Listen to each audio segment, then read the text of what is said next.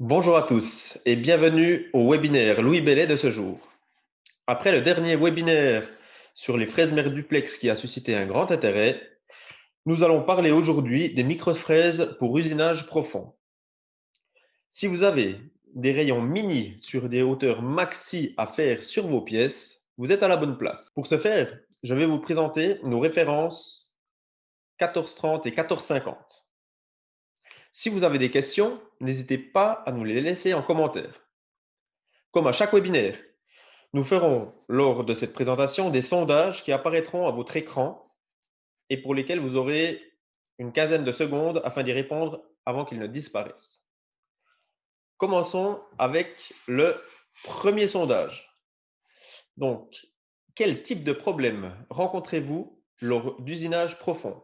Vous pouvez répondre avec des choix multiples. Donc, c'est toujours intéressant de savoir ce qui nous a poussé à développer un outil. Et il y a quelque temps, des clients du marché médical nous ont challengés pour développer une fraise afin de fraiser des empreintes Torx. Jusque-là, rien de bien compliqué.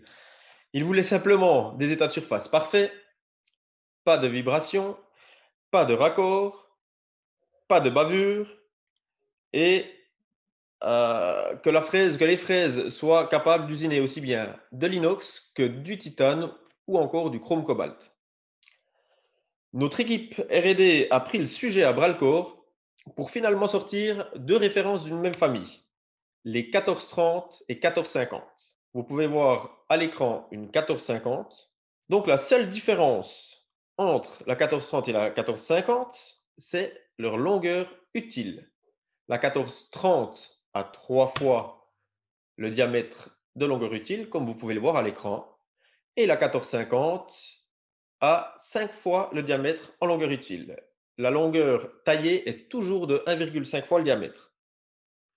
Pour aller plus en détail autour de la géométrie de ces fraises, elles ont 3 dents de diamètre 0,20 à diamètre 0,30 et de diamètre 0,35 à diamètre 1, qui est le diamètre maxi. Elles ont 4 dents. Elles possèdent une hélice à 45 degrés et une coupe à 14 degrés. Et en plus, elles ont un noyau très fort, plus fort que la normale. Le réel point fort de ces fraises se situe à la géométrie de sortie de taillage. La sortie de coupe est rayonnée et franche, comme vous pouvez le voir à l'écran, ce qui évite les raccords sur les flancs de votre pièce. Le collet aussi n'est pas cylindrique, il est rayonné, ce qui évite des fléchissements ou des vibrations de l'outil, car cela rigidifie grandement la fraise. Donc vous pouvez voir à l'écran, en haut, notre fraise référence 1450 avec son collet rayonné. On voit qu'on est très rapidement à une surface de collet de 0,16 mm². Et puis, plus on arrive proche de la tige, plus la surface augmente et on finit avec 0,18 mm².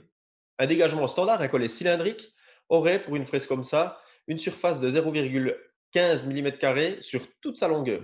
Ça paraît peu, mais proportionnellement, sur des micro-fraises, c'est vite beaucoup. Pour vous démontrer ce que les fraises 1450 et 1430 sont capables de faire, rien de mieux qu'un cas concret.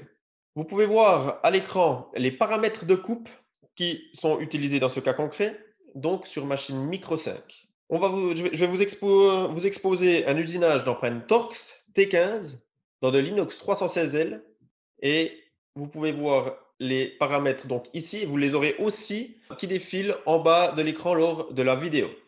Donc, l'empreinte Torx T15 a une hauteur de 2,25 mm et des rayons intérieurs de 0,33.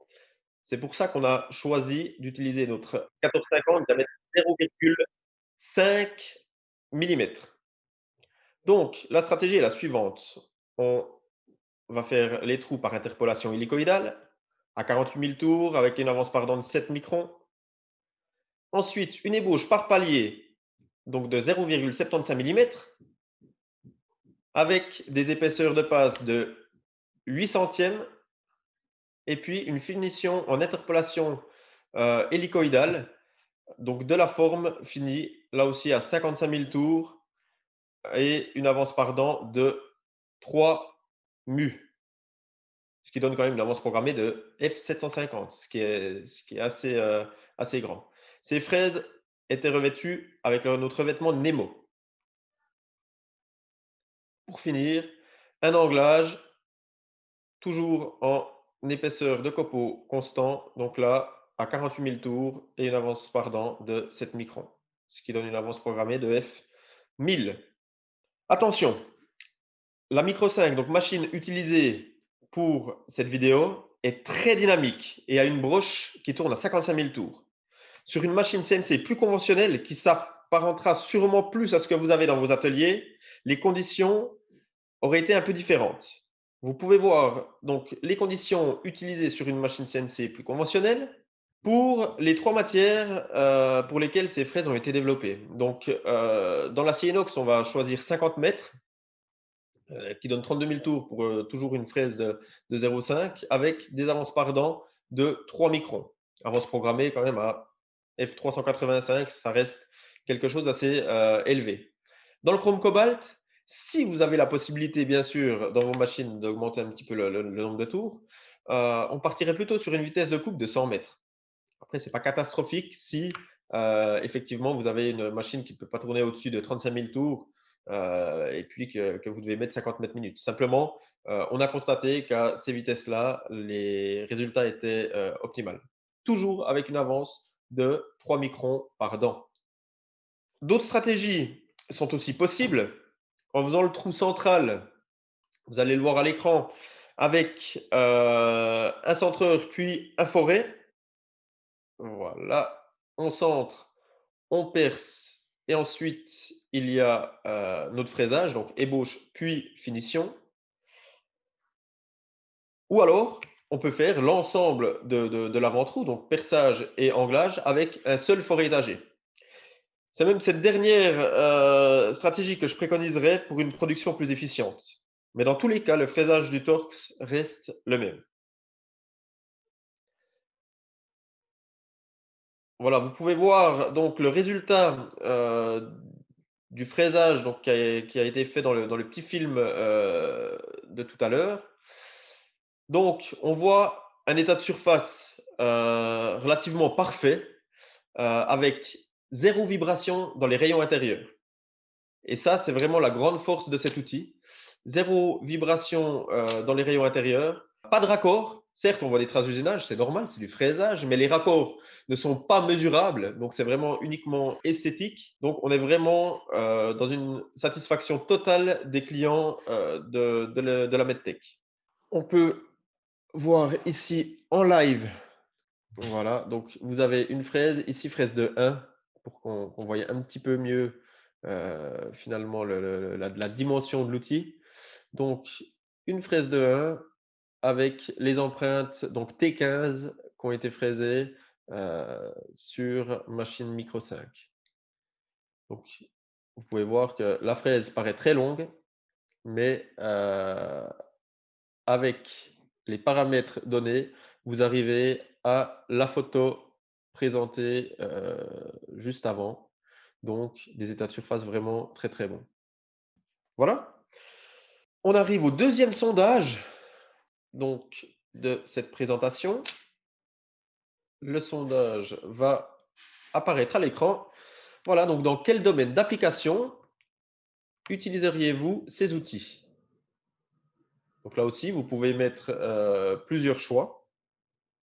Donc, je vous ai parlé du fraisage d'empreinte torx, mais les fraises 1430, 1450 peuvent être utilisées dans n'importe quel usinage profond. C'est important de le savoir. Le torx, c'est vrai que c'est un bel exemple parce qu'on a des rayons très très petits sur des très grandes hauteurs, mais dès que vous avez d'autres typologies de pièces qui finalement ont des rayons intérieurs petits et des grandes hauteurs, comme vous pouvez le voir à l'écran là, une autre application, ces fraises sont très très bien adaptées. En revanche, les stratégies, ça c'est très très important de ne pas foncer dans le plein avec une fraise comme ça, mais d'avoir plutôt une stratégie volumile, voire trochoïdale. Aussi, il est très important de savoir que nous pouvons fabriquer ces fraises de manière spéciale. Par exemple, j'ai déjà placé ces outils avec des diamètres plus grands que diamètre 1, qui est le maxi de notre standard. Donc, on a déjà fait du diamètre 2. On a aussi déjà fait les mêmes outils avec des toriques, qui peuvent être de 3 centièmes, de 5 centièmes, de 1 dixième selon les dimensions de la fraise. En quelque sorte, si le standard ne vous suffit pas pour votre application, on peut vraiment répondre à votre besoin en faisant des développements spécifiques tirés de la géométrie de cette fraise. Arrivons maintenant au troisième sondage et dernier. Donc, dans quelle matière ce type d'outil vous serait utile? Voilà, ça nous intéresse énormément. Et maintenant, nous avons déjà quelques questions, je crois, à l'écran. Donc, est-il performant dans d'autres matériaux? Alors oui, effectivement, l'hélice à 45, la coupe à 14 degrés fonctionne très très bien. Dans l'or, par exemple, j'ai des clients qui ont mis ça dans du décolletage, fraisage, mais en décolletage sur des micro-pièces profondes dans l'or, et il y a eu des super super résultats. Comment dire? Ces fraises-là ont aussi très bien fonctionné dans du nickel pur. On n'avait pas trop l'habitude d'usiner du nickel pur, mais vraisemblablement à une vitesse de coupe de 40 mètres, avec des stratégies assez similaires à celles qu'on a exposées, je vous ai exposées à l'écran. Donc, ça a très très bien fonctionné. Donc oui, dans d'autres matériaux, ça marche très bien. La géométrie donc proposée, je pense que dans l'alu, ça peut très bien marcher, bien que le noyau soit fort, la coupe et l'angle d'hélice est adapté à cela. Et puis après dans les aciers, standards, je pense que ça ira très, très bien. Donc, si notre machine ne peut pas tourner, aux vitesses annoncées, est-ce que les fraises fonctionnent quand même? Alors, oui, bien sûr. On va toujours donner, nous, l'idéal pour notre outil, mais c'est sûr qu'à une vitesse de coupe de 1 ou 2 mètres, ça ne fonctionnerait pas. Mais si on doit baisser les vitesses de coupe puis arriver à 40, 30, 40 mètres, la fraise va toujours fonctionner. Peut-être pas de manière optimale, mais elle va toujours fonctionner. En revanche, ce qui est important, c'est de toujours maîtriser et de garder l'avance par dent conseillée. Voilà. Là, j'en aurais. Ah non, il y a encore une question. Donc, bonjour. Les revêtements sont-ils suivant le type de matière? Tout à fait, tout à fait.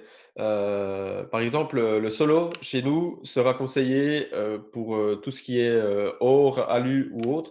Un solo ne pourrait est vraiment pas compatible dans de l'inox euh, ou d'autres matières comme celle-là.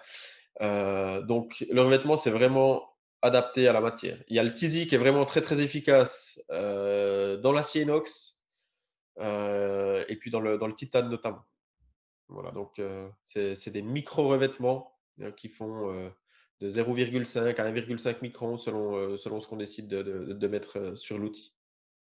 Donc oui, c'est vraiment euh, différent selon les matières. Voilà. Il n'y a plus de questions. Si vous en avez d'autres, n'hésitez surtout pas à les poser par la suite. Et maintenant, nous arrivons au résultat du sondage. Donc, quel type de problème rencontrez-vous lors d'usinage profond? Donc, les vibrations à 69%. Donc, ça, je pense que c'est intéressant. Puis, je pense que les résultats démontrés, je pense, vous intéresseront. En deuxième position, à 46%, il y a le mauvais état de surface. Le fléchissement ensuite à 38%, toujours à 38%, la casse-outil, c'est assez fort. C'est assez fort. Et puis, raccord important, donc là, il y a 0%, c'est aussi bien de le dire. Et puis, uniquement 8% pour des autres problèmes. Donc, le sondage était assez bien ciblé. Et puis, c'est intéressant de voir que finalement, ces fraises peuvent résoudre peut-être 69% de vos problèmes. Le deuxième sondage, donc, dans quel domaine d'application utiliseriez-vous ces outils? 55% dans le médical, 55% en horlogerie, 10% aéronautique, 5% automobile, 15% connectique et 20% sur les autres. Et troisième sondage, dans quelle matière ce type d'outil vous serait utile? Donc l'inox à 68%, le titane à 63%, chrome cobalt 26%, laiton 32%, métaux précieux 37%, aluminium 16%, composite 5%, acier 32% et autres 5%. Donc on voit qu'on a assez bien ciblé et que finalement dans les métaux précieux, ben, vous pouvez sans autre choisir cet outil pour faire vos essais. Voilà, nous arrivons à la fin de ce webinaire. J'espère qu'il vous a plu et que vous n'hésiterez pas à repousser les limites de vos usinages en faisant avec nos 1430 et 1450 des rayons mini sur des hauteurs maxi. Dans tous les cas, n'hésitez pas à nous contacter, que ce soit mes collègues Hubert Choula, Fabrice Berch pour la France ou moi-même. Donc vous pouvez nous contacter par email ou par téléphone. On se fera un plaisir de venir chez vous pour un conseil plus personnalisé.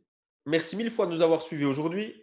Je vous dis à bientôt, prenez soin de vous et bon usinage.